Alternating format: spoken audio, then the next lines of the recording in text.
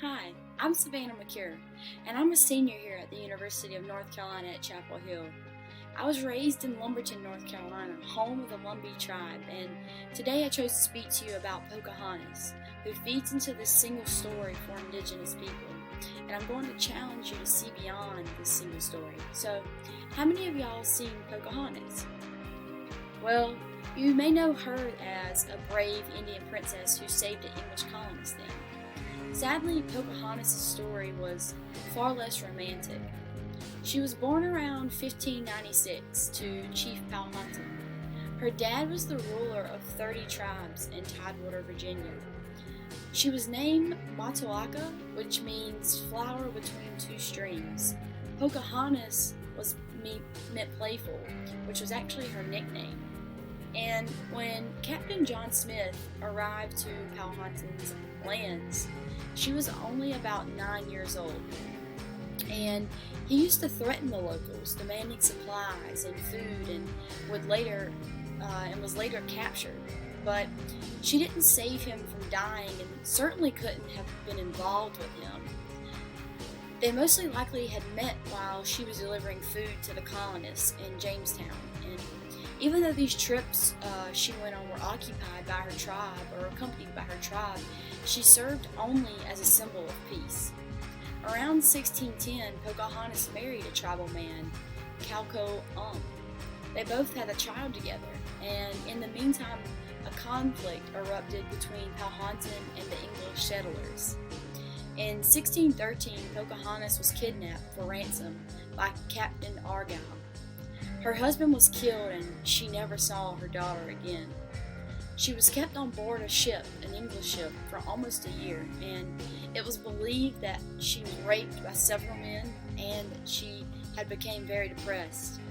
Pocahontas was forced to learn English and English customs and the language, and in 1614 she converted to Christianity and took a new name as Rebecca. The peace was eventually achieved through her marriage to farmer John Ralph. The marriage let him learn how to cure tobacco and learn these techniques from the Powhatan. After that, Pocahontas was not allowed to see her family anymore. And her father couldn't attend the wedding and ended up sending her a pearl necklace as a gift. So in 1615, she gave birth to a son. Though she probably wasn't Ralph was not probably the father. By that time, Pocahontas had become a perfect example of a civilized savage. And in 1616, she was taken to England to prove the settlers' friendship with natives. Pocahontas was intelligent, properly dressed, and could express herself in English. She was presented as a king's daughter and treated as royalty. The general public, the court, and King James himself were impressed by her. And after fulfilling her duty, she had finally talked to Ralph into returning to her family. In March 1617, they boarded a ship from England, but she never made it to Virginia. After dinner one night, she became extremely ill and died at only the age of 21 years. Ralph claimed that she had tuberculosis, though many believe she was poisoned. Pocahontas was buried in Kent, England. This is Pocahontas' truth, not the Disney movie of Pocahontas. Because of this movie, many people have shaped their ideas of what it means to be indigenous. That natives are savages, or that they should be dressed in regalia or animal skin.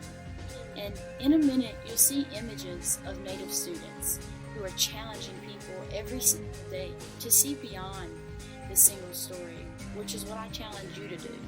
I challenge you to research more about Indigenous people, learn more about their culture, who they are as people, recognizing they are more than just this single story.